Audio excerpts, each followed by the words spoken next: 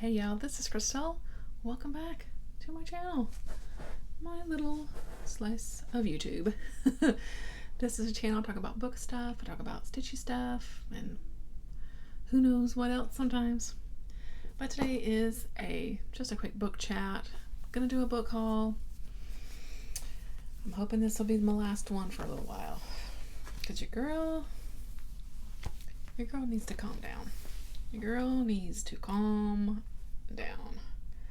I know it's famous last words like, I'm not going to buy any more books. I'm going on a book buying ban. But I was like taking stock of my life and questioning myself, questioning my actions here. 2021, I went off the rails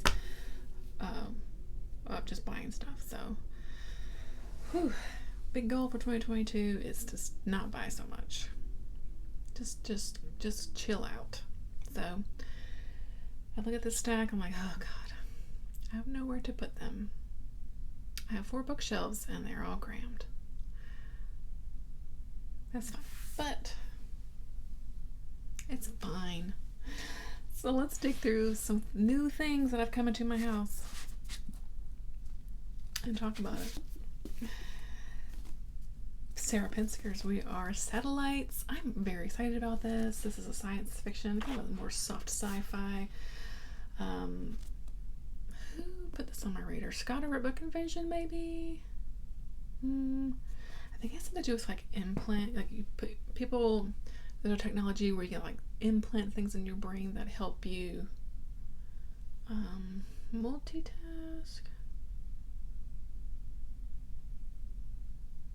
Okay, so the son is wanting one that can help him with school. It's called a pilot.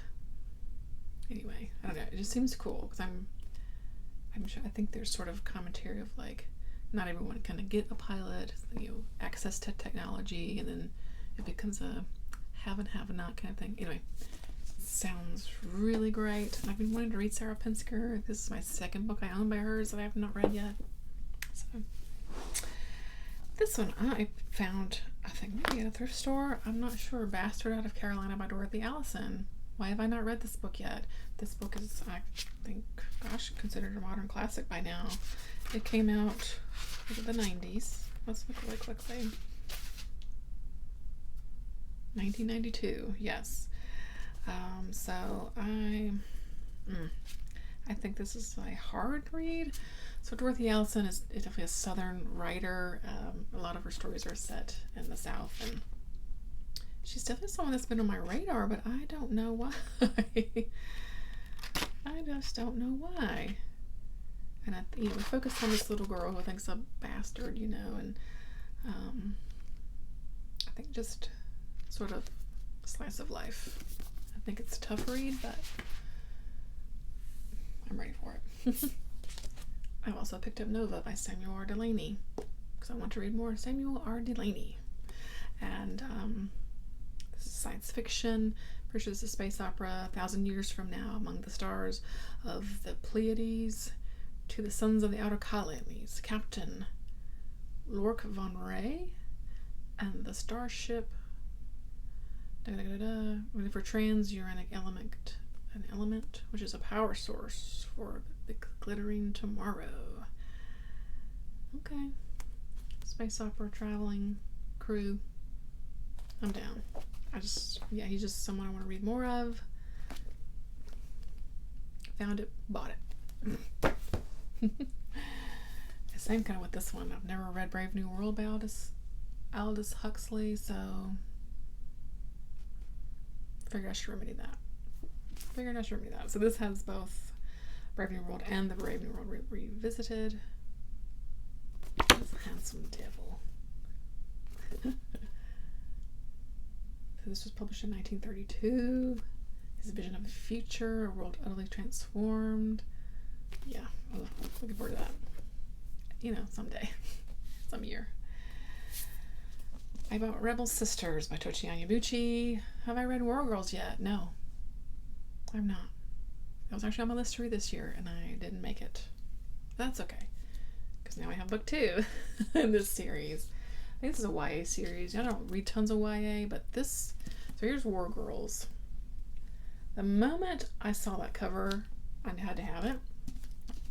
And then okay, the sequel is out. Okay, yeah, I'm just gonna get that too. I'm just gonna buy it. So this is a science fiction dystopian sort of story. It's set in a kind of futuristic Nigeria, and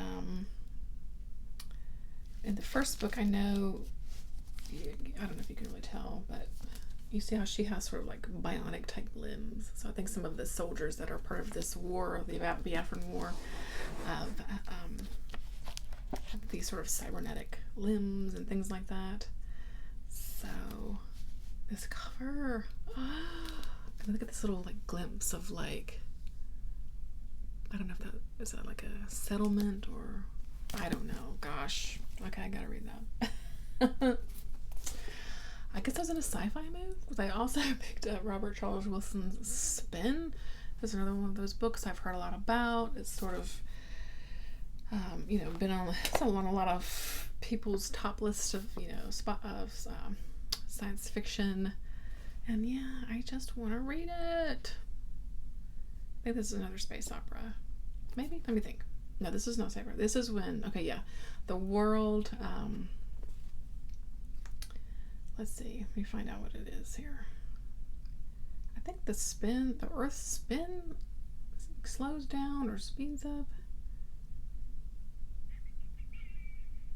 Stops spinning? I can't remember. Anyway, I'm not going to sit here and think about it, but I'm looking forward to that. I had a little gift Secret Santa exchange with some fellow horror ladies. I got a copy of this. I've read this already, but I want to reread it. And now I have a physical copy that I can make little notes if I want, or y'all know we stand hallepiper on this channel.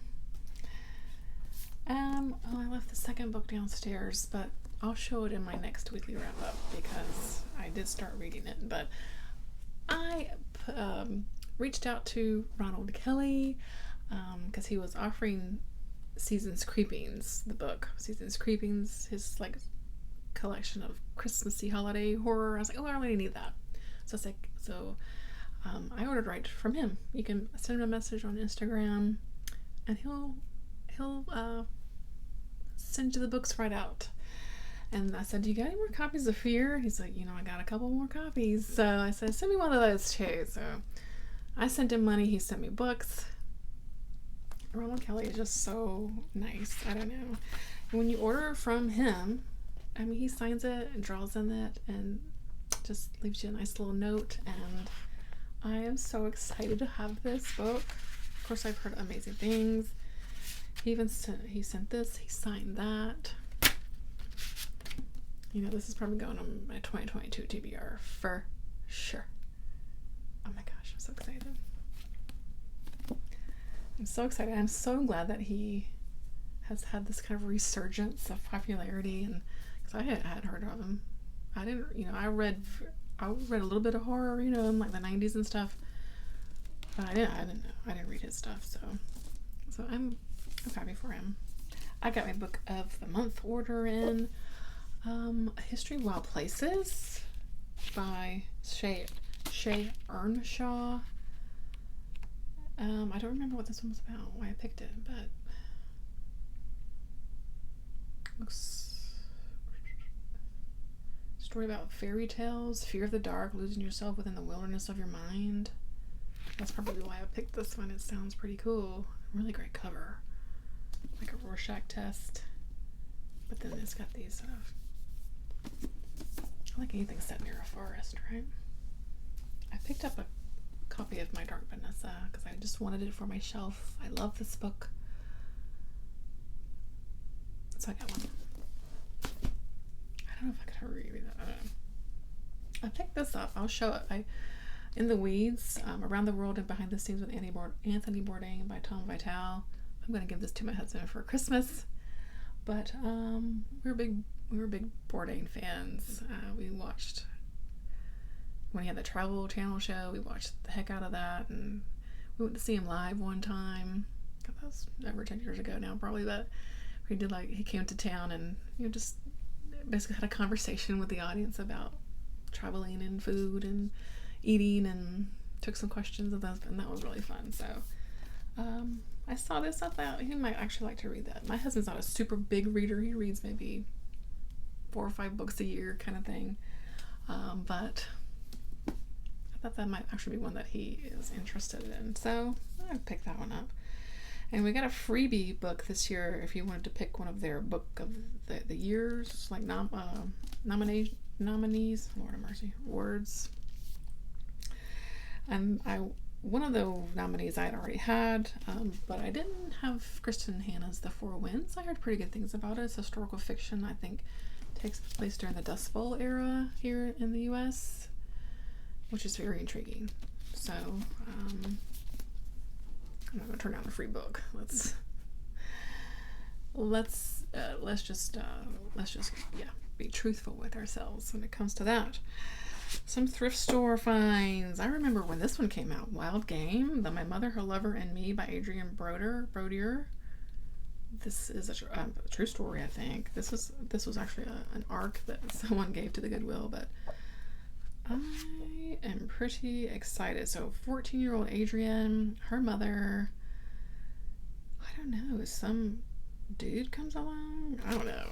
It sounded like scandalous, so I wanted to read it. I saw it there. I picked it up. Paperback. This is what gets me in trouble. I go to the thrift store. Paperbacks are 69 cents. I saw this and picked it up. Songs of the Gorilla Nation, My Journey Through Autism by Dawn Prince Hughes, PhD. I thought this could be really interesting. Reading something from Own Voices, because I think she sort of discovers that she does indeed have autism after being undiagnosed for many years.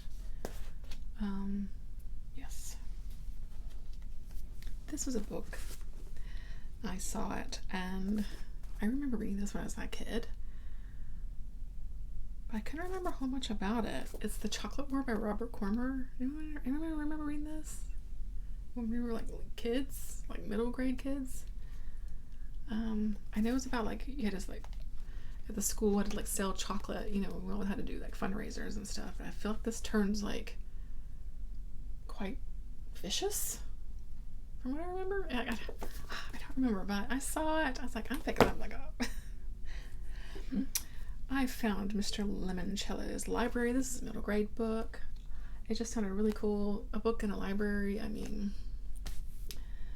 let's go. When Kyle learns that the world's most famous game maker has designed the town's new library and is having an invitation-only lock-in on the first night, he's determined to be there. But the tricky part isn't getting into the library, it's getting out. So he's going to do all of his smarts. There's a good roll of the dice or lucky draw of the cards isn't enough to win Mr. Limoncello's Library. So it sounds a bit Willy Wonka-ish as well, you know. Sounded fun. Couple more. I'm sorry, gosh. I found this whole beat up copy of Beverly Cleary's Muggy Maggie. It's a Beverly Cleary book that I don't have on my shelf, and I don't ever remember actually reading this one.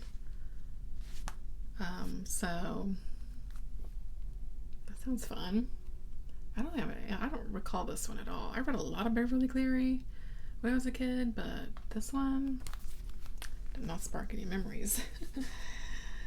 I picked this up, Feeding the Light by Jackie Shelton Green. This is a small little slim poetry collection. And Jackie Shelton Green is a North Carolina poet laureate, so that's where I lived. And I'm always trying to get into more poetry, so,